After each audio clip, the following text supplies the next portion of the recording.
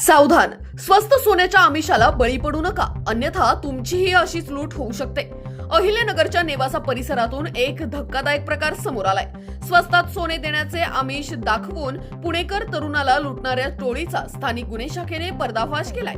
या घटनेची हकीकत अशी की पुण्याच्या वाघोली येथील अरविंद हलसांगे यांना शेख उर्फ बंट्या पाढाळे आणि त्यांच्या साथीदाराने स्वस्त सोन्याचे लालच दाखवून नेवासा येथे बोलवले. मात्र तिथे गेल्यावर आरोपींनी त्यांना आणि त्यांच्या मित्रांना लाथाबुक्क्यांनी बेदम मारहाण केली. इतकेच नाही तर पिस्तूल आणि धारदार शस्त्रांचा धाक दाखवून त्यांच्याकडील रोख रक्कम, ॲपलचा महागडा फोन आणि सोन्याच्या अंगठ्या असा एकूण 15,65,000 रुपयांचा मुद्देमाल जबरदस्तीने लुटला.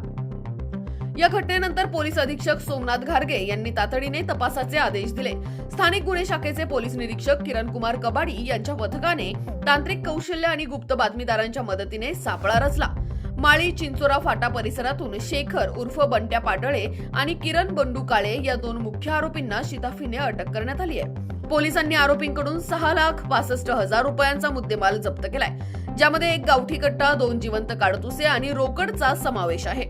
धक्कादायक बाब म्हणजे अटकेत असलेला आरोपी किरण काळे याच्यावर यापूर्वीच दरोडा, मोक्का आणि आर्म्स ऍक्ट सारखे तब्बल 10 गंभीर गुन्हे दाखल आहेत. ही धडाकेबाज कारवाई स्थानिक गुन्हे शाखेच्या पथकाने पार पाडली असून आता या टोळीतील इतर फरार साथीदारांचा शोध पोलीस घेत आहेत.